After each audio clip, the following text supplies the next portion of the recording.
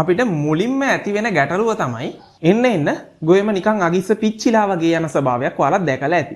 ගොයම් ගහේ පඳුරු දාන ප්‍රමාණය අඩු වෙනවා. දාඩිය දැම්මට අපේ ඇඟේ තියෙන දාඩිය වාෂ්ප වෙලා යන්නේ අපේ ඇඟේම තැම්පත් වෙලා ඔයාලා කුඹුරේ ජලය හිඟනවා. ගොඩක් වෙලාවට ඔයාලට අත්දකින්න ලැබෙන්නේ ඔයාලගේ ගොයමේ පලිබෝධ හානියක් හින්දා. මෙන්න මේ සතා ඔයාලගේ කුඹුරේ ඉන්නවද කියලා පරීක්ෂා කරලා බලලා තියෙනවා. පැලපත අවස්ථාවේ නම් තියෙන්නේ ඔයාලට මම මෙන්න මේ කියන වැඩේ කරලා බලන්න පුළුවන්. මර්ධන ක්‍රමයක් කියන්නේ මොකක්ද කියන එක අපි වීඩියෝ එකේ ඉදිරියේදී කතා කරමු. මේ වගේ පොඩි සතෙක්ගෙන් ඔය කියන තරම් ලොකු හානියක් කරන්න පුළුවන්. ඔයාලගේ ගොයම පඳුරු දාන ප්‍රමාණය අඩු වෙනවා. ඒ වගේම ගොයම උස යන එක නවතිනවා. අස්සෙන්න සැලකිය යුතු මට්ටමකින් පහළ වැටෙනවා. කලවම් කරන ගමන් අර මිලි 500 මේ බිත්තර වී කිලෝ 100ත් එක හොඳින් ස්ප්‍රේ කරලා කලවම් කරගන්න. මෙහෙම තියලි කරලා ඒකට උඩින් සාමාන්‍ය බර තියෙන පැතලි ලෑල්ලක් තියවනම් ප්‍රමාණවත්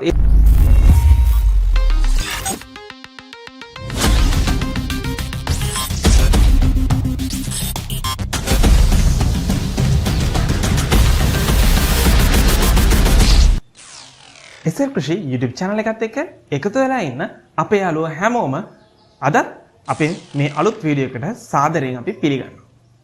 ඔයාලා හැමෝම දන්නවා වියකාව කරගෙන යද්දී අපිට මුලින්ම ඇති වෙන ගැටලුව තමයි අපේ ගොයම පැලපත අවස්ථාවේ. ඒ කියන්නේ අපි වී වපුරලා සති දෙකක් වගේ කාල සීමාව ඇතුලේ ඔයාලා ගොඩක් වෙලාවට අත්දකිනවා අපේ ගොයම් පැල හොඳින් වර්ධනය වීමක් සිද්ධ වෙන්නේ නැහැ. ඉතින් මෙන්න මේ ගොයම දිහා හොඳට බැලුවොත් ඔයාලට පේනවා නිකන් ගොයම වෙනද දකින්න ලස්සන කොළ පාට වෙනුවට නිකන් මලානික කොළ පාටක්. ඒ කියන්නේ ලා පාටක් එහෙම නැත්නම් ලා කහ පාටක් එහෙමත් නැත්නම් රතු පාට උරු දුඹුරු පාටක්. මෙන්න මේ වගේ දෙයක් ඔයාලා දැකලා ඇති. ඉතින් මෙන්න මේ වගේ තත්ත්වයක් ඔයාලගේ කුඹුරේ තියෙන අවස්ථාවක ඔයාලා දැකලා ඇති. කොච්චර පොහොර දැම්මත් කොයි තරම් දේවල් කරත් මේක ගොයම වර්ධනය වෙන්නේ නැහැ. ඒ කියන්නේ ගොයම හැදෙන්නේ නැහැ. එහෙම නැත්නම් අපේ ගොයන් පැල ලොකු වෙන්නේ නැහැ. එන්න ගොයම නිකන් අගිස්ස පිච්චිලා වගේ යන ස්වභාවයක් ඔයාලා දැකලා ඇති. ඇයි මෙහෙම වෙන්නේ? ඉතින් මෙන්න මේ දේ සිද්ධ වුණාම ඔයාලා අත්දැකීමෙන්ම දන්නවා අපේ ගොයම හැදෙන්නේ නැහැ. කියන්නේ මාසයක් විතර බලන් හිටියත් ගොයම අපි තාමත් අඟල් 6කට වඩා උස ගිහිල්ලා නැහැ. ඉතින් මෙන්න මෙහෙම වෙන්න බලපාන හේතුව ගැන තමයි අද අපි ඔයාලත් එක්ක කතා කරන්න බලාපොරොත්තු වෙන්නේ. මෙන්න මේ කාරණය අපි හරියට පාලනය කරගත්තොත් අපිට සාර්ථක වගාවක් ආරම්භ කරගන්න පුළුවන්. මේ සාර්ථක වගාවක් ආරම්භ කරගන්න එකේ වැදගත්කම තමයි අපිට ගොයම් ගහේ වර්ධක අවධිය නිවැරදිව කළමනාකරණය කරගත්තොත්. ඒ කියන්නේ වර්ධක අවධිය සාමාන්‍යයෙන් අපි වගා කරන වී ප්‍රභේදයක නම් මාස 3මාර වගේ වී ප්‍රභේදයක් නම් මාස 1මාරක්. එහෙම නැත්නම් සති 6ක වගේ කාලයක් තමයි ගොයම් ශාකය වර්ධනය වෙන්න තියෙන උපරිම කාල සීමාව වෙන්නේ. ඉතින් මෙන්න මේ කාල සීමාව ඇතුලේ ගොයම් ගහ හොඳ වර්ධනයක් දුන්නොත් එහෙම නැත්නම් ගොයම් ගහ හොඳින් පෝෂණය කරගත්තොත් තමයි අපි බලාපොරොත්තු වෙන අපි මීට කලින් වීඩියෝ වලදී සඳහන් කරපු වැඩි අස්වැන්නක් ලබා ගන්න හැකියාව ලැබෙන්නේ. එහෙම නැතුව අපි මේ මාස 1මාර එහෙම නැත්නම් සති 6ක කාල සීමාවේ ගොයම් ගහ දුර්වල වෙලා තිබුණොත් ගොයම් ගහේ පඳුරු දාන ප්‍රමාණය අඩු වෙනවා. ඒ වගේම තමයි ගොයම් ගහේ ප්‍රමාණය, ඒ කියන්නේ සාපේක්ෂව ගොයම් ගහ ලොකු වෙන ප්‍රමාණය අඩු වෙනවා. එහෙම වුණාම ඔයාලා අත්දැකීමෙන්ම දන්නවා ගොයම් ගහ සිහින් වෙන්න. එහෙම නැත්නම් ගොයම් ගහේ සයිස් එක අඩු වෙන්න අපේ ගොයම් ගහෙන් එන කරලක ප්‍රමාණය එහෙම නැත්නම් කරලක බර වී ඇට එක බර වී ඇට ගාන අඩු වෙනවා. හැබැයි හොඳට වැදුණු හොඳට වර්ධනය වෙච්ච ගොයම් ගහක මේ කරලක බර ඇට ගාන සෑහෙන වැඩි අගයක් ගන්නවා. ඉතින් අන්න ඒක सिद्ध කරගන්න නම් අපි අද මේ කතා කරන දේ අනිවාර්යයෙන්ම ඔයාලට වැදගත් වෙනවා. එහෙනම් තාමත් channel එක subscribe නොකර මේ වීඩියෝ එක නරඹන ඔයාලට පහළ තියෙන subscribe button එක click කරලා bell icon එක click කරලා channel එකත් එක්ක එකතු වෙන්න. එහෙනම් අපි දැන් කතා කරමු මොකක්ද මෙහෙම වෙන්න හේතුව, කොහොමද මේක පාලනය කරගන්නේ කියලා. මෙන්න මේ අපි කතා කරපු தත්ත්වය. ගොඩක් වෙලාවට ඔයාලා දැකලා ඇති. ඔයාලා මතක් කරලා බලන්න මෙන්න මේ தත්ත්වය ඇති වෙන්නේ ගොඩක් වෙලාවට අපිට රස්නේ වැඩි කාල සීමාවන් වල. ඒ වගේම අපේ ආර්ද්‍රතාවය අඩු. ඒ කියන්නේ අපිට දාඩිය දැම්මට අපේ ඇඟේ තියෙන දාඩිය වාෂ්ප වෙලා යන්නේ. අපේ ඇඟේම තැම්පත් වෙලා දාඩිය වැක්කිරන වගේ කාල ගුණයන් ඔයාලට අත්දැකලා ඇති. අන්න ඒ වගේ කාලවලදී මතක් කරලා බලන්න. ඔයාලගේ වගාවේ පැලපත නම් තිබ්බේ. කියන්නේ සති දෙකක වගේ කාලයක ගොයන් තිබුණා නම් මෙන්න මේ ගොයන් වලට ගොඩක් වෙලාවට මෙන්න මේ කියන තත්ත්වය ඇති වෙලා ඇති. ඒ වගේම තමයි ඔයාලා කුඹුරේ ජලය හිඟනම් එහෙම නැත්නම් වැලි ගතිය වැඩි කුඹුරක් නම් ඒත් මෙන්න මේ தත්ත්වය ඔයාලා මේ වෙනකොට අත්දැකලා ඇති. ඇයි මෙහෙම වෙන්නේ? මොකක්ද මේ தත්ත්වය? ඔව් මේක ගොඩක් වෙලාවට ඔයාලට අත්දකින්න ලැබෙන්නේ ඔයාලගේ ගොයමේ පලිබෝධ හානියක් හින්දා. මෙන්න මේ පලිබෝධය තමයි පැලමැක්කා කියලා ඔයාලා හඳුන්වන්නේ. ගොඩක් වෙලාවට අපේ ගොයම හතුරු හැමෝම දන්නේ මේක පැලමැක්කා කියලා නෙමෙයි කූඩිත්තා කියලා. මොකද මේ සත්තු ගොඩක් වෙලාවට ඔයාලා විවහාරි භාවිතා කරන්නේ වැඩි හරියෙන් කූඩිත්තා කියන නමින්. ඉතින් අපි මෙතන ඉඳලා ඔයාලගේ පහසුවට අපි මේක කූඩිත්තා කියලා හඳුන්වනවා. හැබැයි ඇත්තටම මේ සතා විද්‍යාත්මකව අපි ස්ටිනොචීටොත්‍රිප්ස් බයිෆෝමිස් කියන විද්‍යාත්මක නාමයෙන් තමයි හඳුන්වන්නේ. හැබැයි ඔයාලගේ පහසුවට අපි මේක කූඩිත්තා කියලා ඉදිරියට කතා කරගෙන යමු. මෙන්න මේ සතා ඔයාලගේ කුඹුරේ ඉන්නවද කියලා පරීක්ෂා කරලා බලලා තියෙනවා. පරීක්ෂා කරලා බලලා නැත්නම් මේ වෙනකොට ඔයාලගේ ගොයම පැලපත අවස්ථාවේ නම් තියෙන්නේ ඔයාලට මම මෙන්න මේ කියන වැඩේ කරලා බලන්න පුළුවන්. ඔයාලට පුළුවන් ඔයාලගේ උදේ පාන්දර ඔයාලගේ කුඹුරට යන්න. කුඹුරට ගිහිල්ලා අත කුඹුරේ තියෙන ජලයෙන් තෙමා ගන්න. තෙමලා ඉවරලා ගොයම උඩ, ඒ කියන්නේ ගොයම් කොලේ ආගිස්ස අතේ අල්ල ප්‍රදේශයේ ගෑවෙන විදිහට අත එහා මෙහා කීප සැරයක් අරගෙන යන්න. අරගෙන ගිහිල්ලා අත හොඳින් පරීක්ෂා කරලා බලන්න. එතකොට ඔයාලට අතේ ඔයාලා දැන් තිරේ දකින්න වගේ කළු පාට චූටි ඉරි වගේ කොටස් බලා ගන්න හැකියාව ලැබෙයි. අන්න එහෙම චූටි කළු පාට ඉරි වගේ කොටස් තියෙනවා කියන්නේ ඔයාලගේ කුඹුරේ මේ වෙනකොට පැලමැක්කෝ ඉන්නවා. ඒ කියන්නේ ඔයාලා මේ පැලමැක්කට මේ වෙනකොට මර්ධන ක්‍රමයක් අනුගමනය කරන්න වෙනවා. මර්ධන ක්‍රමයක් කියන්නේ මොකක්ද කියන එක අපි වීඩියෝ එකේ ඉදිරියේදී කතා කරනවා. දැන් ඔයාලා කල්පනා කරනවා ඇති ඇයි මේ මෙච්චර පොඩි සතෙක් ඉඳලා මොකක්ද අපේ ගොයමට කරන්නේ? මේ වගේ පොඩි සතෙක්ගෙන් ඔය කියන තරම් ලොකු හානියක් කරන්න පුළුවන්. එහෙම ගැටලුවක් ඔයාලටත් ඇති. ඔව්. මෙන්න මේ පැලමැක්කා එහෙම නැත්නම් ඔයාලගේ භාෂාවෙන් කියනවා නම් කූඩිත්තා මෙයාලා කරන්නේ ඔයාලගේ ගොයම් කොලේ උඩ පැත්තේ ඉඳගෙන. ඒ කියන්නේ ගොයම් කොලේ ඔයාලා පිට පැත්තේ, කියන්නේ එහෙම නැත්නම් පහළ පැත්තේ නෙමෙයි ඇතුල් පැත්තේ ඉඳගෙන තමයි මෙයාලා පත්‍ර පටක කොටස් හූරලා ආහාරයට ගන්න එක සිද්ධ කරන්නේ. ඉතින් මෙන්න මේ විදිහට හූරලා පටක කොටස් කෑවට පස්සේ තමයි ඔයාලගේ ගොයම් කොලේ ඔයාලා දකින්න වගේ සුදු පාට එහෙම නැත්නම් කහ පාට චූටි චූටි ඉරි දකින්න හැකියාව ලැබෙන්නේ. මෙන්න මේ වගේ ඉරි රාශියක් එකතු වුණාම තමයි ඔයාලගේ ගොයම ඔයාලා කර කලින් දකින්නා වගේ කහ පාටක් එහෙම නැත්නම් රතු දුඹුරු පාටක් ඔයාලට පේන්න පටන් ගන්නවා. හැබැයි අන්න ඒ මට්ටමට එනවා කියන්නේ මේ පැලමැක්කා එහෙම නැත්නම් කූඩිත්තන්ගේ ප්‍රමාණය සෑහෙන්න වැඩි අගයක් ඔයාලගේ ශේෂ්ත්‍රයේ මේ වෙනකොට වර්ධනය වෙලා. ඉතින් එච්චර දුරට යනකම් ඉන්න එපා. ඔයාලා නිරන්තරයෙන් සති දෙක කාල සීමාව හොඳින් ගොයම පරීක්ෂා කරන්න. එහෙම පරීක්ෂා කරගත්තොත් අපිට මුල් අවස්ථාවේදීම මේ හානිය පාලනය කරගන්න හැකියාව තියෙනවා.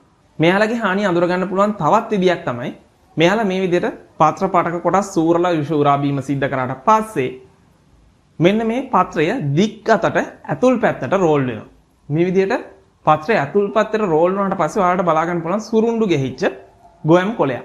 මෙන්න මේ විදිහට සුරුණ්ඩු ගෙහිච්ච ගොයම් කොළ ඔයාලගේ කුඹුරේ පේන්න තියනවා කියන්නේ ඒ මේ වෙලාව වෙනකොටත් ඔයාලගේ කුඹුරේ පැලමැක්කන්ගේ හානිය එහෙම නැත්නම් කූඩිත්තෝ සැලකිය යුතු මට්ටමක ප්‍රමාණයක් ඉන්නවා. ඉතින් මෙන්න මේ විදිහට මෙයාලා පාටක කොටස් සූරලා විෂුරා බීම සිද්ධ කරාට පස්සේ ඔයාලගේ ගොයම පඳුරු දාන ප්‍රමාණය අඩු වෙනවා. ඒ වගේම ගොයම උස යන එක නවතිනවා. ඒකින්ද තමයි ඔයාලා දකින්නේ මාසයක් විතර ගියත් අපි පෝර ගැහුවට ගොයම හැදෙන්නේ නැහැ. ගොයම ඒ ඔයාලා මුලින් දැකපු විදිහටම තාමත් තියෙනවා. අන්න ඒක සිද්ධ වෙන්නේ මේ දෙයි හින්දා. හැබැයි මාසයක් විතර යනකම් ඔයාලා මේ තත්ත්වය මේ විදිහටම පවත්වා ගත්තොත් ඔයාලගේ ගොයම් ගහේ වර්ධනය වෙන්න තියෙන කාල සීමාවෙන් දින 30ක් ඉවරයි. තවත් දින 15යි ඉතුරු වෙන්නේ. ඉතින් මේ දින 15 ඇතුලේ ගොයම් ගහට අපි බලාපොරොත්තු වෙන වර්ධන වේගයක් ලබා ගන්න බෑ. එතකොට ඔයාලගේ ගොයමේ අස්සෙන්න සැලකිය යුතු මට්ටමකින් පහළ වැටෙනවා. ඒ වගේම තමයි ගොයම් පීදන අවස්ථාවේ ගොයම් කරට හානි කරන පැලමැක්ක විශේෂයකුත් ඉන්නවා. හැබැයි මේ වෙනකොට මේ විශේෂය ලංකාවෙන් තාම හානිදායක මට්ටමක් දක්වා වාර්තා වීමක් සිද්ධ වෙලා නැහැ. ඉතින් ඒ හින්දා ඒ ගැන දැනට ඔයාලා බය වෙන්න අවශ්‍ය වෙන්නේ නැහැ. දැන් අපි බලමු කොහොමද මේ සතා අපේ කුඹුරට එන්නේ, කොහොමද මේක පාලනය කරගන්නේ කියලා. ඉතින් අපි සතෙක් පාලනය කරන්න නම් අපි මේ සතාගේ ජීවන චක්‍රය ගැන පොඩි අවබෝධයක් අරගෙන ඉන්න ඕන. ඔයාලා දැන් තිරේ දකිනවා වගේ මෙන්න මේ අවස්ථා කීපයක් වසු කරලා මේ සුහුඹුල් සතෙක් බවට පරිවර්තනය වෙනවා. සාමාන්‍යයෙන් වැඩුණු ගැහැණු සත්තු මෙන්න මේ ගොයම් පත්‍ර මත තමයි බිත්තර දැමීම සිද්ධ කරන්නේ. බිත්තර සාමාන්‍යයෙන් දවස් 2ක් 4ක් අතර කාලයකදී බිත්තර පිපිරීමට ලක් වෙලා පළවෙනි කීට අවස්ථාව බිත්තරෙන් එළියට එන්න පටන් ගන්නවා. මේ පළවෙනි කීට අවස්ථාව ගොයම් පත්‍ර මතම දවස් එකක් දෙකක් වගේ කාලයක් ගත කරලා දෙවෙනි කීට අවස්ථාව බවට පත් වෙනවා. මේ දෙවෙනි කීට අවස්ථාවත් පත්‍ර මතම තමයි ගත කරන්නේ. මේ දෙවෙනි කීට අවස්ථාව දවස් දෙකක් හතරක් අතර කාලයක් ගත කරලා ඉවර වෙලා මෙන්න එතනින් පස්සේ මේ සත්තු ගොයම් ගහේ පාදස්ත්‍රයෙන් එහෙම නැත්නම් පස මට්ටමට ආසන්නයට ගමන් කිරීම සිද්ධ කරනවා. ඊට පස්සේ ප්‍රී පියුපා අවස්ථාව සහ පියුපා අවස්ථාව. ඒ කියන්නේ పూర్ව පිලා හා පිලා අවස්ථාවන් දෙකම පස මට්ටමට ආසන්නයෙන් තමයි මේ කූඩිත්තන්ගේ ගත කිරීම සිද්ධ කරන්නේ. සාමාන්‍යයෙන් ප්‍රී පියුපා අවස්ථාව දවස් 1ක් 2ක් වගේම පියුපා අවස්ථාව දවස් 1ක් 3ක් අතර කාලයක් පොළොව මට්ටමට ආසන්නයෙන් ජීවත් වීම සිද්ධ වෙනවා. ඉන් පස්සේ තමයි මෙයාලා වැඩුණු සතෙක් බවට පත්වීම සිද්ධ වෙන්නේ. හැබැයි මේ වැඩුණු සතත් ඔයාලා මුලින් දැක්කා වගේ අතේ අල්ලේ අපි අර විදියට ගත්තම බොහොම පොඩි ඉරක වගේ ප්‍රමාණයක් පේන්නේ. කියන්නේ මිලිමීටර් 2ක් 3ක් වගේ පොඩි ප්‍රමාණයේ සුහුඹුල් සතෙක් තමයි මේකෙනුත් අපිට දකින්න හැකියාව ලැබෙන්නේ. මේ සතාගේ උපරිම ප්‍රමාණයත් ඒ වගේ අගයක් ගන්නවා ඊට වඩා ලොකු වෙන්නේ නැහැ.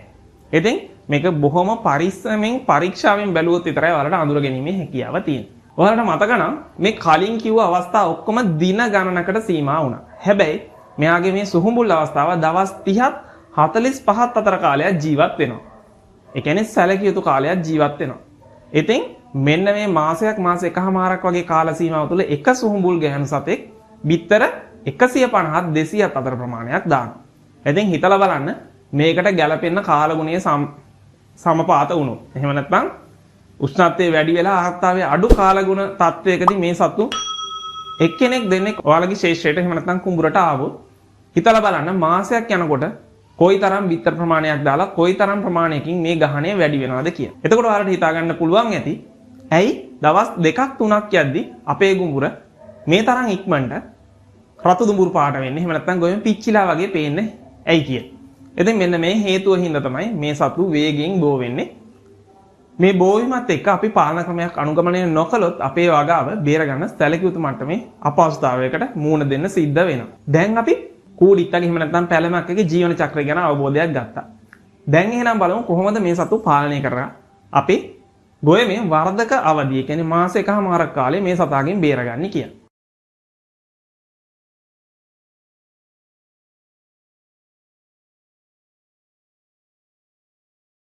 පළවෙනිම දේ තමයි අපිට පලිබෝධ හානියක් පාලනය කරගන්න තියෙන හොඳම සහ සරලම විදිය තමයි යාය ගොවි එකට කන්නයට වගා කටයුතු ආරම්භ කරන්න ඕන. කන්නේ එකට යාය ගොවි ටික වගාව ආරම්භ කරාට පස්සේ ලොකු ශේෂ්ත්‍රයක් තියෙනවා මේ සතුන්ට ආවරණය කරන්න. එතකොට පොඩි ශේෂ්ත්‍රයක සතු ලොකු ප්‍රමාණයක් ඉන්නට වඩා ශේෂ්ත්‍රය ලොකු වෙන තරමට මේ සතුන්ගේ ගහණය පාලනය කරගන්න හැකියාව ලැබෙනවා. මොකද මේක ස්වභාවිකවම පාලනය වෙන ක්‍රියාවලියක්.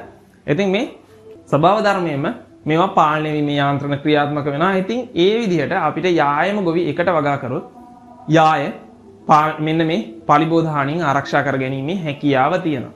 හැබැයි අපි එක එක්කෙනා වෙන වෙන අවස්ථාවල් වල, ඒ කියන්නේ එක්කෙනෙක්ගේ පැලපත අනිත් එක්කෙනාගේ වැඩුණු ගොයම, එහෙම නැත්නම් එක්කෙනෙක් අද වපුරනවා තව එක්කෙනෙක් හෙට අනිත් එක්කෙනා ඊට පහුවෙන්ද මේ විදිහට දින ගණනාවක් පුරා ඔයාලා වැපිරීමේ කටයුතු එහෙම නැත්නම් සංස්ථාපන ක්‍රම අනුගමනය කරනවා නම් එතකොට මෙන්න මේ සතුන්ගේ වර්ධනයට සෑහෙන ලොකු දායකත්වයක් ඔයාලම දීලා තියෙනවා.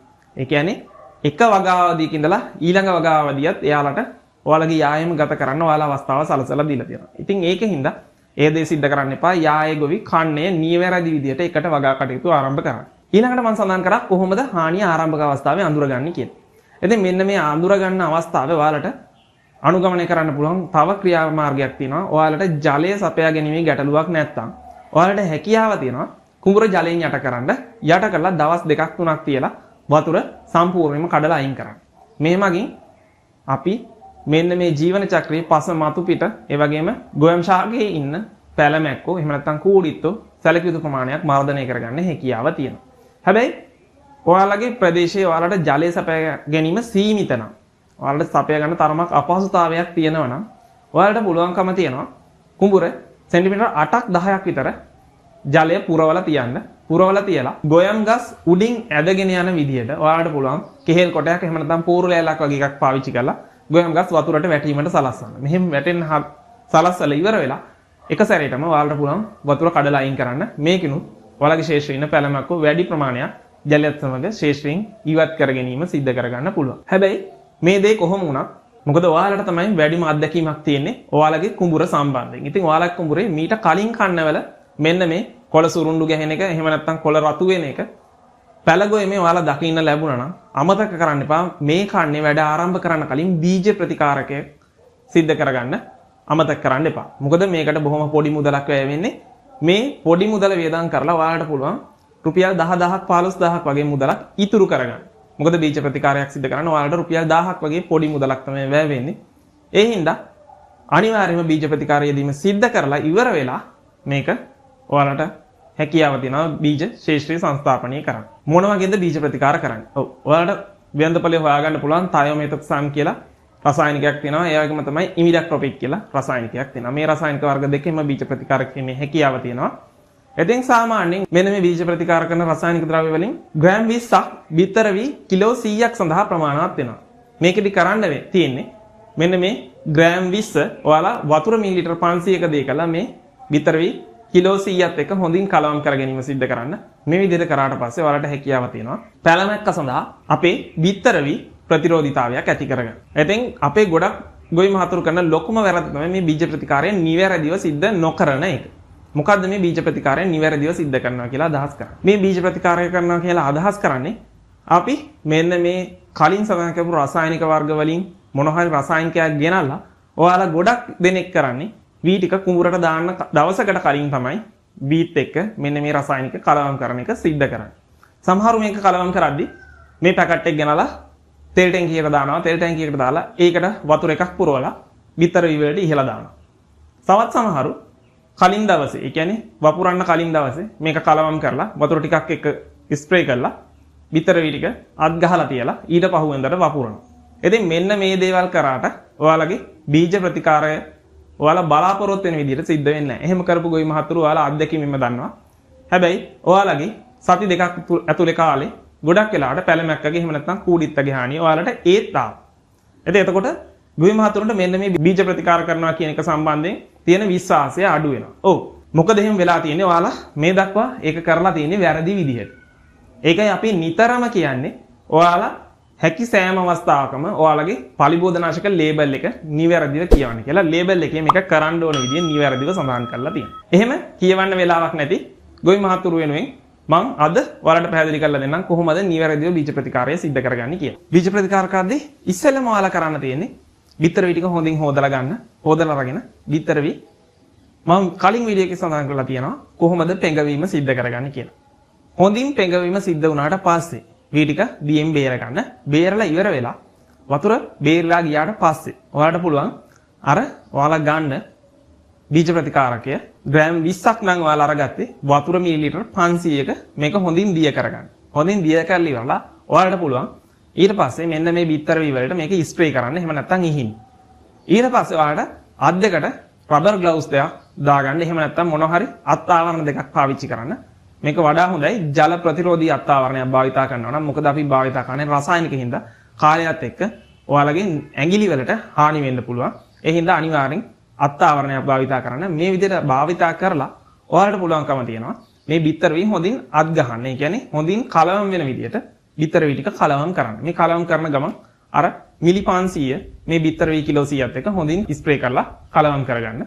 කලවම් කරලා ඉවරුණාට පස්සේ මෙන්න මේ බිත්තර වී ටික ඔයාලා බිත්තර වී කිලෝ 100ක් ගත්තා නම් ඔයාලට පුළුවන් බිත්තර වී බුසලේ මළු ඒ කියන්නේ කිලෝ 20යි ග්‍රෑම් 500 මළු වලට මේ මල්ලකින් භාගයක් පිරෙන විදිහට බිත්තර වී දාන්න. බිත්තර වී ටික දාලා මල්ලේ ඉහළම කෙළවරෙන් මල්ල හොඳින් ගැට ගහලා මල්ල දෙපැත්තට හොලවලා මල්ල පුරා බිත්තර වී ටික තුනී කරගන්න. මේ විදිහට තුනී කරලා ඉවරලා ඔයාලට පුළුවන් පොල්ලෙලි කීපයක් බිම අතුරලා අන්න ඒක උඩ ඔයාලට මේ බිත්තර වී මල්ල තියාගන්න පුළුවන්. පොල්ලෙලි කීපයක් බිම අතුරලා බිත්තර වී පුරවපු මල්ල හොඳින් හොල්ලලා මල්ල පුරාම බිත්තර වී ටික එකක් කරව පතුරවගෙන ඉවරලා තිරස් අතර මේ පොල්ලෙලි උඩ මේ බිත්තර වී මල්ල තියන්න පුළුවන්. මේ විදිහට මලු දෙකකට වඩා එක උඩ තියන්න උත්සාහ ගන්න එපා. මෙහෙම තියලා ඉවරලා ඒකට උඩින් සාමාන්‍ය බර තියෙන පැටලි ලෑල්ලක් තියවනම් ප්‍රමාණවත් ඒ ලෑල්ල උඩට අමතර බර යොදන්න අවශ්‍යතාවයක් නැහැ. මේ විදිහට කරලා තද පෑවිල්ලක් තියෙන කාලයක නම් ඔයාලා මේ පෙඟවීමේ කටයුතු සිද්ධ කරලා පැලවෙන්න බිත්තර වී ටික ගබඩා කරලා තියන්නේ. ඔයාලා දවසක් ගියාට පස්සේ මේක මල්ල ලිහලා බලන්න වී වල වේලිච්ච පාටක් පේන්න තියෙනවා. bitter වී වේලුණු ස්වභාවයක් ඔයාලට දකින්න තියෙනවා. ඔයාලට පුළුවන් hand spray එකකින් පොඩි වතුර ප්‍රමාණයක් ස්ප්‍රේ කරන්න. මේ විදිහට ස්ප්‍රේ කරලා බලන්න. ඔයාලට සාමාන්‍යයෙන් වෙනද දවස් 3ක් ගිහිල්ලා කණු කැපෙන bitter වී මේ විදිහට සිද්ධ කරාට පස්සේ ඔයාලට දවසකින් එකමාරකින් කණු කැපෙනවා බලා ගන්න හැකියාව තියෙනවා. ඉතින් මෙන්න මේක තමයි නිවැරදිම බීජ ප්‍රතිකාර කරන ආකාරය. මේ ක්‍රමය මේ පාර ඔයාලා අනුගමනය කරලා බලන්න. එතකොට ඔයාලට සැලකිය යුතු වියදමක් මෙන්න මේ කන්නේ bitter වී වලින් ඉතුරු කරගන්න හැකියාව ලැබේ. මේ කොයිතරම් කිව්වත් අපේ සමහරක් ගොවි මහතුරු මේ බීජ ප්‍රතිකාරයෙන් නිවැරදිව සිද්ධ කරන්නේ නැහැ. ඒ වගේම තමයි මේක අමතක වෙච්ච ගොවි මහතුරු මේ වෙනකොටත් ඇති. ඉතින් ඒ වගේ ගොවි මහත්තයෙක්ට දැන් ඔයාලට තිරේ දකින්න පුළුවන් ඒ වගේ අවස්ථාවක මොනවද භාවිතා කරන්න පුළුවන් පලිබෝධනාශක කියලා. ඉතින් මේ පලිබෝධනාශක නිවැරදි මාත්‍රාව අනුගමනය කරන්න අමතක කරන්න එපා. මේ පලිබෝධනාශක හොඳින් පත්‍ර තෙමී යන විදිහට ස්ප්‍රේ කරන්න ඕනේ. හැබැයි ස්ප්‍රේ කරද්දී නොසල් එක ගැන අනිවාර්යෙන් සැලකිලිමත් වෙන්න ඕන. මොකද මේ සතා ඔයාලා දැන් මේ වෙනකොටත් දැක්කා බොහොම ප්‍රමාණයෙන් කුඩා සතෙක්. ඉතින් මේ කුඩා සතාට මේ තෙල් වදින්න නම් අපි කුඩා බිනිති විදිහට තමයි ස්ප්‍රේ කිරීම සිද්ධ කරන්න ඕනේ. ඒකෙන් පුළුවන් තරම් දුමාරයක් විදිහට තෙල් වදින්න පුළුවන් විදිහට පීඩනය සකස් කරගන්න. ඒ වගේම නොසල් එක ගෙවිලා නම් අලුත් නොසල් එකක් පාවිච්චි කරන්න. මේ විදිහට භාවිතා කරලා ඔයාලට පුළුවන්කම තියෙනවා මෙන්න මේ වල තිරේ දකින්න රසායනික භාවිතා කරලා මේ පලිබෝධකයා පාලනය කරගන්න. දැන් අපි හිතනවා ඔයාලට මේ කන්නේ මාස එකමාරක් ඒ කියන්නේ දවස් 45ක් ගොය මේ වර්ධක කාලය තුල ඔයාලට අත්දකින්න ලැබෙන පළවෙනි පලිබෝධ හානිය සාර්ථකව පාලනය කරගන්න හැකියාව ලැබෙන්න ඇති කියලා. ඉතින් මෙන්න මේ පලිබෝධ හානිය නිවැරදිව පාලනය කරගත්තොත් මේ කන්න ඉවරනකොට ඔයාලට වෙනදට වඩා බුසල් 20කට වඩා වැඩි අස්වැන්නක් ලබා ගැනීමේ හැකියාව තියෙනවා. එහෙනම් තාමත් මේ පලිබෝධ හානිය සම්බන්ධයෙන් දාන්නේ නැති ගොවි මහතුරු සැලකිය යුතු ප්‍රමාණයක් ලංකාවේ ඉන්නවා. ඉතින් එයාලට දැනගන්න මේ වීඩියෝ එක ඔයාලගේ වෝල් එකේ ෂෙයා කරන්න අමතක කරන්න එපා. ඒ වගේම අද කියලා දීපු දේවල් ඔයාලට වැදගත් වුණා කියලා හිතනවා නම් ඔයාලට පුළුවන් වීඩියෝ එක ලයික් කරන්න. ඒ වගේම තමයි තාමත් අපේ channel එක subscribe නොකර වීඩියෝ එකත් එක්ක එකතු වෙන සැලකිය යුතු යාළුවෝ ප්‍රමාණයක් ගොවි ප්‍රමාණයක් මේ වීඩියෝ එක නරඹනවා. ඉතින් ඊළඟට ඔයාලගේ ගොයමේ එන්න පුළුවන් පලිබෝධ හානිය මොකක්ද කියලා දැනගන්න කැමති නම් ඔයාලට පුළුවන් subscribe button එක click කරලා bell icon එක click කරලා channel එකත් එක්ක එකතු වෙන්න. මේ වගේම තවත් අලුත් වීඩියෝ එකකින් හමු වෙනකන් අදට අපි මේ වීඩියෝ එකකින් නවතිනවා.